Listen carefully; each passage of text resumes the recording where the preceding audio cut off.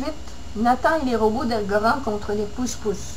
Tome 1, auteur et illustratrice Guylaine Saint-Pierre, partie 7. Le robot Trax avait si souvent intrigué Nathan. Il finit par croire qu'il s'était trompé à son sujet. Le but de cette mission est d'envoyer les 3 morceaux du Mandor sur Nibu-X, et de là, Trax pourra faire venir toutes les armées des galaxies pour combattre les pousse-pousse. Il ne nous manquera que le plan de l'Union galactique. Sans le Mandor reconstitué, les pousse-pousse ne pourront jamais atteindre Nibu-X, dit Tika. Nous ne voulions pas envoyer les 3 morceaux en même temps sur Nibu-X sans être sûr et certain que tout était sécuritaire, dit Logan. C'est notre seule chance et nous avons très peu de temps, dit Trazoi. Mais où pourrons-nous cacher le morceau du Mandor sur Terre, demanda Nathan. Mira et Nathan réfléchissaient. Alors Nathan eut soudainement une idée de génie. « Ah, j'ai trouvé! Il y a un domaine tout au haut de la montagne, c'est un refuge pour les chats et les chiens. Il y a environ 200 chats et 100 chiens. Ce refuge appartient à ma tante Gilda. Elle a un puits à côté de la maison. Je le descendrai tout au fond pour aller le cacher là. Les pousse-pousse ne pourront jamais y accéder, dit Nathan satisfait. Très bien, dit Yar. Nous allons attendre ce soir et nous irons le cacher. Alors Mira téléphona tout de suite à sa mère et lui demandait s'il pouvait rester plus tard. Mais Mira ne savait pas mentir et n'avait pas réussi à convaincre sa mère qui lui dit « Tu dois rentrer tout de suite, les vacances seront pour plus tard. » Cela désola grandement Mira et les autres. Elle devait rentrer malheureusement. Mais elle décida de sortir par la fenêtre le soir venu pour aller rejoindre le groupe. Nathan lui dit « Pas de problème, Mira. Tu viendras nous rejoindre vers 11 heures ce soir. » Elle remonta l'escalier du sous-sol, toute triste. « Bon, au revoir tout le monde, je dois vous laisser, mais je serai là ce soir, dit-elle, bien convaincue que la mission était devenue aussi sa priorité.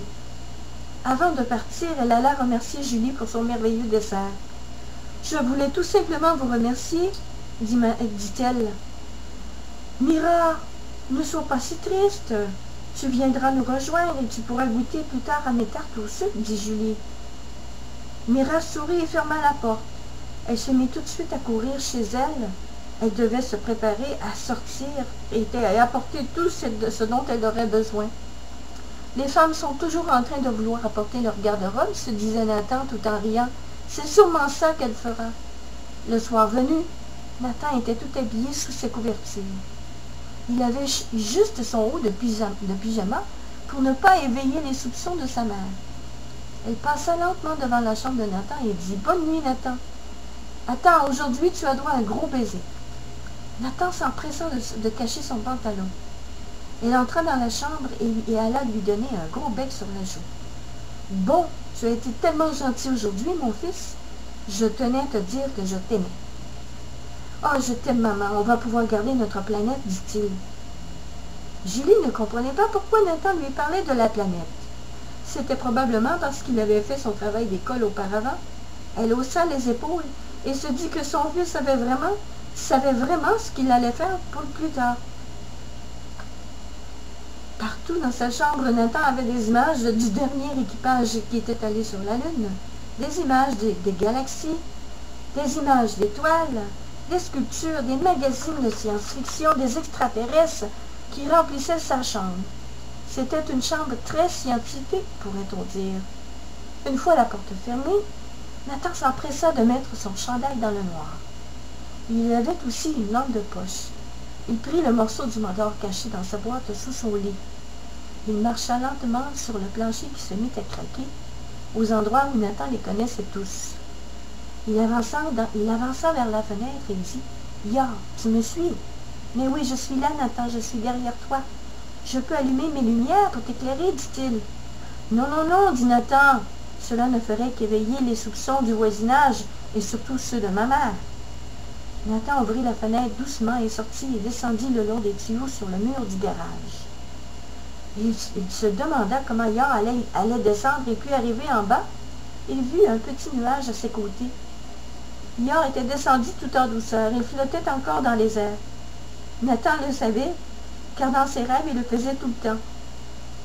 Tous les robots, eux aussi, avaient sorti en douceur de la maison et attendaient Nathan et Yar dehors. Bon, nous sommes tous là, sauf Mira. Nous ne pouvons attendre Mira, mais je vais rester ici et on partira ensemble vous rejoindre plus tard, dit Tika. Il faisait si noir. On entendait les grillons et les craquements de pieds de Nathan, car les robots, eux, flottaient toujours dans les airs. Ils se frayèrent un chemin dans le bois et arrivèrent finalement devant la clôture de la maison de sa tante Gilda. Ils entendaient au loin les chiens aboyer. Logan se mit tout de suite à transmettre des signaux aux animaux pour les calmer. La tante de Gilda, la tante Gilda de Nathan, elle entendit les aboiements et sortit tout de suite sur la galerie en regardant partout autour d'elle. Elle ne vit rien. De même, elle constata que les chiens s'étaient tous recouchés.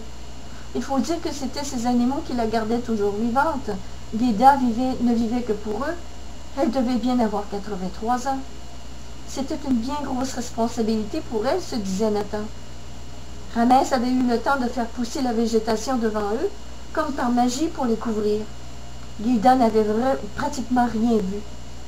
Il avait ensuite provoqué un grand vent pour que la tante de Nathan retourne dans la maison. « Quel vent ce soir » se dit-elle, toute décoiffée. Il entra dans la maison et éteignit la lumière dehors. Tout fonctionna parfaitement. Ramès signala que le chemin était désormais sécurisé et qu'il pouvait continuer. Trésouille monta sa tête en forme de télescope et regarda partout et dit « Tous, ensemble, soyons tranquilles, c'est le moment, allons-y, depuis n'est pas loin. » Nathan s'avança et ouvrit la porte de la clôture de fer qui se mit à grincer. Yor se mit aussitôt à expulser un jet pour réparer encore une fois le grincement. « Mais tout grince ici, dit Yor. » Ils s'avancèrent lentement vers le puits. Nathan, toujours à la recherche d'émotions fortes, avait exploré ce puits bien avant que Gilda n'achète cette propriété. Il sortit l'étui de sa boîte et le serra contre lui. Il empoigna la corde, regarda tout le monde et descendit au fond pour aller déposer le morceau du Mont d'Or dans un coin secret qu'il connaissait tout jeune. Tika et Mira rejoignirent le groupe au même moment où Nathan et les autres retournaient vers la clôture. « Mais que faites-vous » demanda Mira. « Ah, vous êtes là, dit Nathan. » Il ajouta. « Nous avons placé finalement le morceau du Mont d'Or au fond du puits. Il est en sécurité maintenant. Les pousse-pousse ne pourront pas y aller. Il y a trop de chiens, de chats et de chiens. Rentrons à la maison, nous avons autre chose à régler. Nous devons aller sur la planète des dinosaures Titrus, chercher le deuxième morceau et le message de notre grand chef Rudy. » Nathan secoua ses cheveux, car en descendant dans le puits, il avait rencontré des toiles d'araignée. « Est-ce normal? Pourrais-je y aller? » demanda Mira. « Je crois que tu ne pourras pas venir cette fois-ci, » répondit Nathan très vite. « Pourquoi cette mission est-elle juste pour toi? J'aimerais bien savoir, moi, me mets toujours de côté, dit-elle tristement. Nous avons besoin de toi, Mira. Ce n'est pas ce que tu penses, tu vois. Qui va prendre soin de ma mère et de la maison au cas où les pousse-pousse viendraient, dit Nathan. Je peux rester, c'est vrai. Je sais qu'il n'y a personne d'autre que moi pour surveiller ta mère, et je comprends alors. Merci. Je suis d'accord, dit Mira. Je vais demander à l'Union Galactique si nous pouvons avoir une autre terrienne pour la mission, dit Yor pour confirmer l'utilité de Mira. En attendant d'avoir la réponse officielle du chef Rudy, Yor accepta Mira comme assistante de Nathan et dit « Nathan va vraiment avoir besoin de toi, et nous sommes conscients, alors nous t'acceptons au nom de notre chef Rudy. » Elle était si heureuse et en même temps triste pour leur chef et les robots.